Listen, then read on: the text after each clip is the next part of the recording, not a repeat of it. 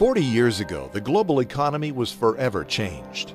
When people remember then-President Richard Nixon, most think of the Watergate scandal and the subsequent collapse of his political career.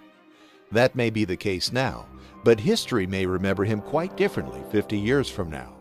Our bet is that he will one day be remembered best as the man who took the world off the gold standard and started the greatest pyramid scheme in recorded history. The year was 1971. The Vietnam War was sapping American resources.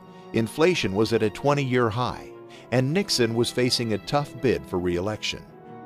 Nixon was elected on a platform based mostly on his foreign policy agenda. Though he himself was known to have little interest in the domestic agenda, he did realize that voters tend to consult their checkbooks before showing up at the polls. With inflation at over 4.7%, Nixon knew action was needed to gain control of prices for the sake of near-term economic growth and his own re-election. In early August, the president met with his team of economic advisors at Camp David. On August 15, 1971, he announced temporary wage and price controls and ended convertibility of the U.S. dollar into gold. Inflation subsided for a time. Nixon won re-election, and the world's economy would never be the same.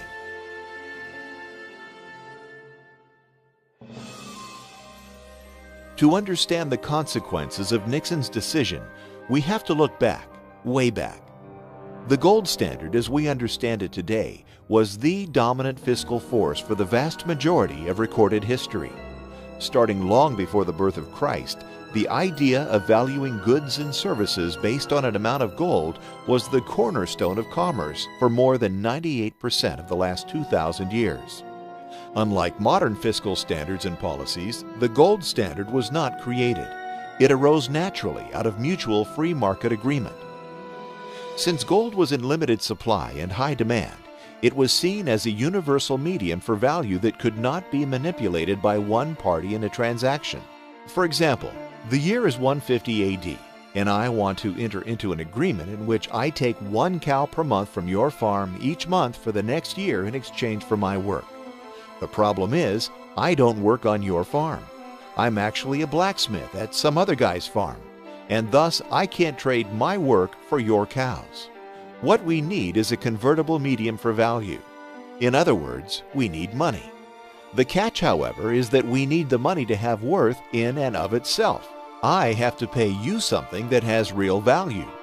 If I simply give you a note that says I owe you for a cow, that note is only as good as my word.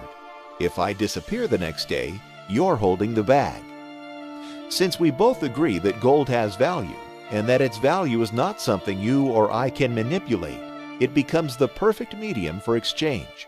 It becomes our money. We enter into a contract through which I pay you 1 ounce of gold per cow through the end of the year, and voila, a gold standard is born. That is free market economics at work. As the world's economy grew over time, the gold standard evolved with it. In the late 1800s, most nations operated on what's known as the classic gold standard. Under this system, nations fixed the value of gold to a specific amount of their local currency. In 1834, gold was pegged at $20.67 per ounce in the U.S., and there it stayed until 1933. In this system, international prices rose and sank together, regardless of the strength or weakness of each nation's economy. This is a crucial flaw in the gold standard from the standpoint of short-sighted governments, and a great benefit from the standpoint of long-term stability. We'll come back to that later.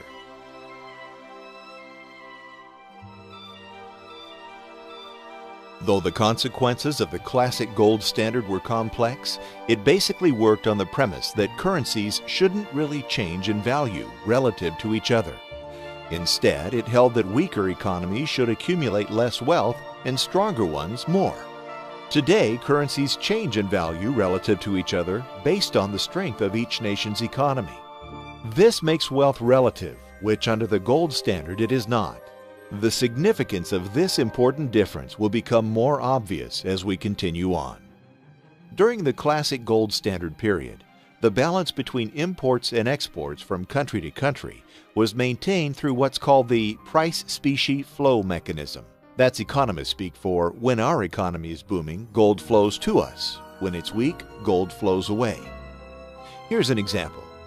Imagine we create some great new American product that everyone in the world wants to buy. Our economy is booming, and there are more goods and services being produced and made available to consumers. Since the value of the dollar is fixed to gold, we can't create more dollars without having more gold. As supply of goods increases and the number of dollars to buy them is unchanged, the price of those goods goes down. It's simple supply and demand. As prices here at home come down, people overseas want to buy our cheap goods. Thus, our exports increase. As our exports to other nations increase, they send us money, which under the classic standard is the same as gold. Thus, America sees an inflow of gold. As the amount of gold we hold increases, so does our money supply, and prices begin to increase as a result. Likewise, when our economy slows and prices at home increase, we buy more from overseas, and our imports increase relative to our exports. In sum, it looks like this. Economic growth leads to more availability of goods, which leads to prices falling. Falling prices leads to exports increasing, which leads to gold flowing in. Gold flowing in leads to higher money supply, which leads to prices rising, which equals equilibrium. Or economic recession leads to less availability of goods, which leads to prices rising. Rising prices leads to imports increasing, which leads to gold flowing out to other nations. Gold flowing out leads to lower money supply, which leads to prices falling. And that equals equilibrium. In the end, what the gold standard did was create long-term price stability.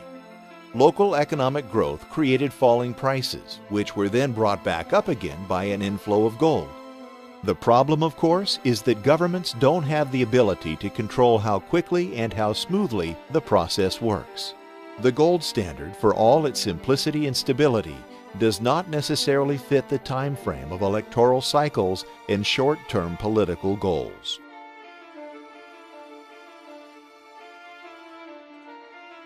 Before the shot heard round the world that started the Great War, the global economy saw a long period of growth and prosperity. That all changed quite quickly as World War I began to drain economic resources throughout the developed world. Nations faced with rising expenditures and a lack of tax revenue suspended their currency's convertibility to gold. Many saw extremely high inflation during war years and went back on the gold standard in 1925, attempting to curb rising prices. The problem for European governments was that the gold flow mechanism didn't work fast enough to reach price equilibrium before the onslaught of the Great Depression. As the global economy faltered in the early 1930s, governments around the world began to realize that they wanted to increase the money supply in order to drive down interest rates and spur economic growth. The idea was that if only money were cheaper to come by, it would encourage investment and growth through inexpensive borrowing. With a fixed money supply as a feature of the gold standard, central banks had little power to lower interest rates in attempts to create short-term growth. The UK was the first to leave the gold standard in 1931, and much of the world soon followed. There was one saving grace, however. The United States, the issuer of the US dollar, maintained its convertibility to gold.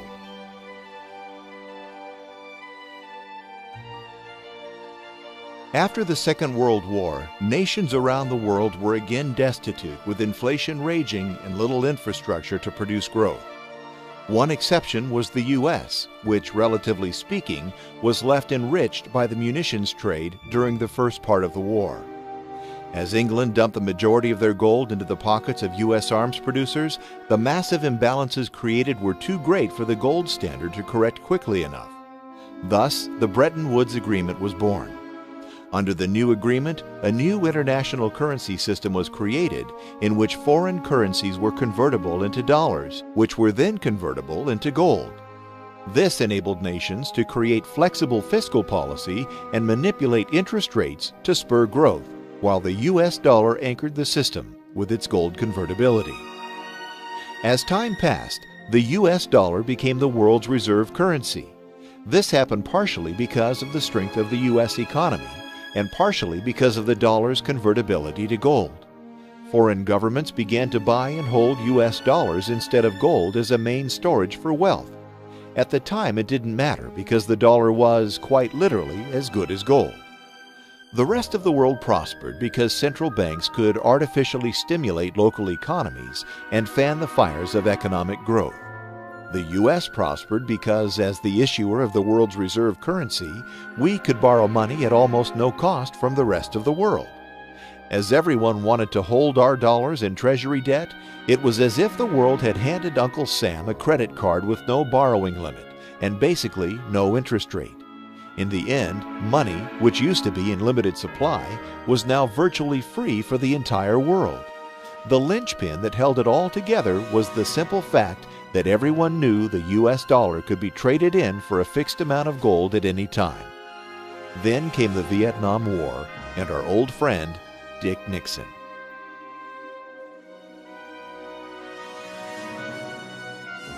On August 15, 1971, Nixon announced that the mighty US dollar could no longer be converted into gold. One would think that the whole global economy would have collapsed overnight when people realized that their local currency was no longer backed by anything other than a government's word that it had value. It didn't, at least not overnight. There was global price instability and inflation through the rest of the decade, and gold appreciated more than 2,500% in less than 10 years. Even so, the global system didn't collapse, but it did slowly and unmistakably begin to change. Since none of the world's currencies have been backed by gold over the last 40 years, they have all depreciated in value significantly. The last 4 decades have, by all accounts, been the most intensely inflationary period in recorded history.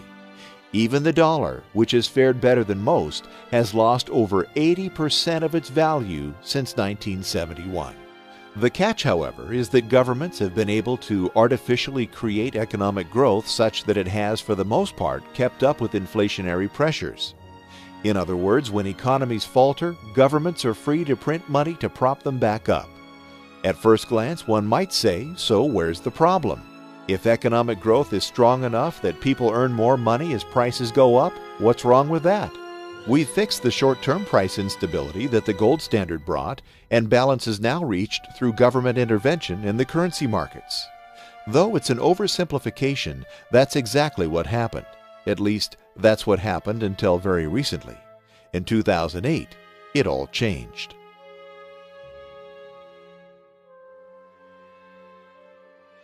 The problem with the new system of inflation and artificial growth is that it discourages saving and encourages borrowing. Think about it. If you know your dollars are going to be worth less tomorrow than they are today, why save them? Buy what you want because you know you'll be able to buy less tomorrow with the same dollars. Better yet, why not borrow money now to buy even more? If your dollars are going down in value, your wages increasing, and prices are on the rise, it makes sense to borrow money today. When you borrow, you'll buy goods at today's low price. When the price increases, the dollars you borrowed will be worth less, and it will take you less work to pay them back, right? Doesn't that sound like what happened with the mortgage industry here in the U.S.? The only problem with this system is that it makes it nearly impossible to save money. Now, instead, you have to invest and earn returns to keep up with the falling value of money. Remember our parents' parents. Was wise investing a virtue for them? Maybe, but it was probably not nearly as important as saving money. That's changed today, hasn't it? Nowadays, it's widely expected that your savings account is not the majority of your net worth. We all buy stocks, real estate, and other assets that produce returns. We have to do this, or inflation will slowly erode the value of our savings. Say goodbye to cash under the mattress and hello to 401ks, investment banks, and big money on Wall Street. Throughout the 80s and 90s and most of the last decade, this system brought unprecedented prosperity to most of the world. The problem, of course, is that it's nothing more than a pyramid scheme. For 40 years, money has been virtually free both here and abroad. This has encouraged borrowing on all levels. Citizens have borrowed from companies to buy goods. Companies have borrowed from banks to loan money.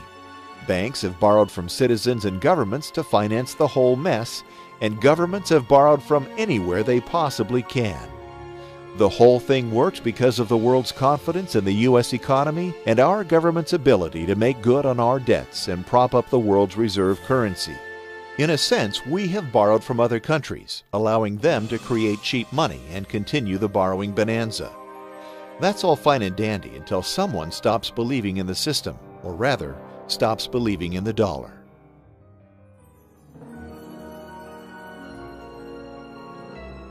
Pyramid schemes tend to run well while there's an ever-increasing amount of money coming in. New money flowing in pays the bills to the old lenders, and everything moves along quite nicely.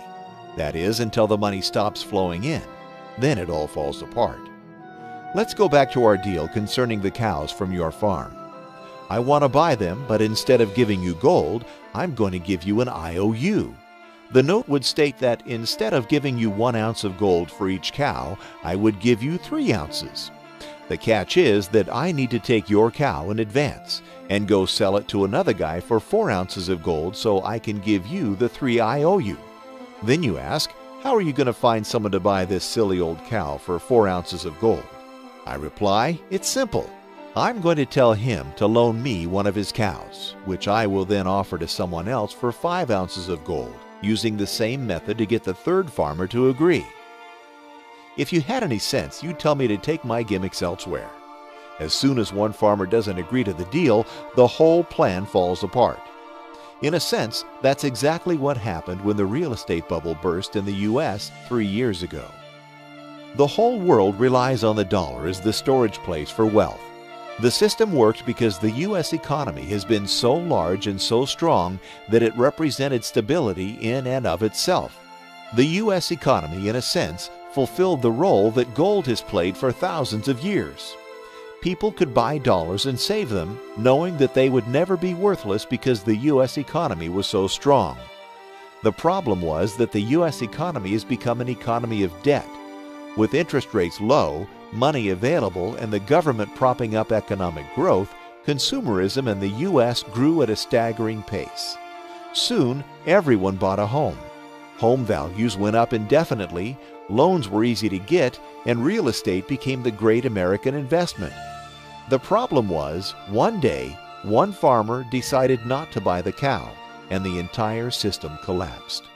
Investors stopped buying mortgage-backed securities. The money stopped flowing and the pyramid came down.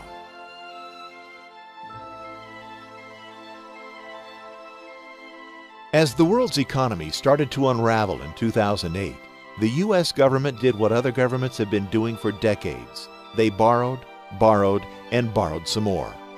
The government's solution was to borrow like crazy and stimulate the economy, relying on future growth to pay the bills.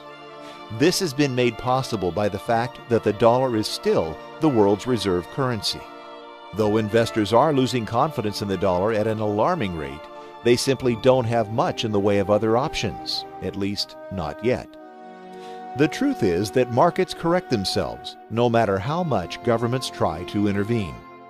The folks in Washington have been able to slow the deterioration, raise the debt ceiling, bail out the banks, save some homeowners, fight 2 wars, and get themselves reelected again and again and again. What they can't do, however, is save the dollar. By pursuing these policies, they're destroying the one mechanism that makes the whole system work, the world's confidence in the U.S. dollar. We are already starting to see the cracks appearing. Just look at the price of gold. Remember that gold was at $35 per ounce when Nixon took us off the gold standard. On August 15, 2011, the 40-year anniversary of that day in 1971, gold was at $1,770 per ounce. That means that gold has appreciated in value by more than 5,000% in just 4 decades. Actually, that's not really true. It's not as though there is less gold today than there was in 1971. It's just that it takes much more work, much more money, and many more cows to buy that same ounce of gold. Gold hasn't actually increased. Everything else has gone down. 4 decades is not much time. That's not even a full generation. When you plan for your future, is it possible you need to think another 40 years down the road? If not, won't the economic landscape of the world matter to your children in 2052? The point is that if this current trend continues, the Great Pyramid Scheme will keep on robbing the end user. The end user, of course, is you. The only course of action left for private citizens is to take the situation by the horns and stop buying the cows. By holding US dollars through this mess, we're effectively saying, sure, we believe this bill will hold its value, even though we've seen it do nothing but go down for the last 40 years. In a sense, we have to get back to the basics. We live in a world where the idea of investing must be replaced with the idea of saving. We live in a world where saving can't really be done by holding currency. Thankfully, we live in a world where we have the freedom to make our own choices, at least for now. It's no wonder more and more investors are flocking to gold. It's really the only way out of this Great Pyramid Scheme. Some folks say gold's in a bubble, but bubbles are the result of an artificially inflated sense of value. Over the long haul, gold is value, and thus doesn't artificially inflate. Even for those who bought gold in January of 1980, when it was at its previous all-time high, this simple fact holds true. Today, they have more than doubled their money, while the dollar has done nothing but fall apart. Like it or not, this is the new reality. Like it or not, gold may be the only option. The global economy can't go on booming forever on borrowed money, and the other shoe will drop. All we can do as individuals is protect ourselves and make sure none of us is the last farmer to buy the cow.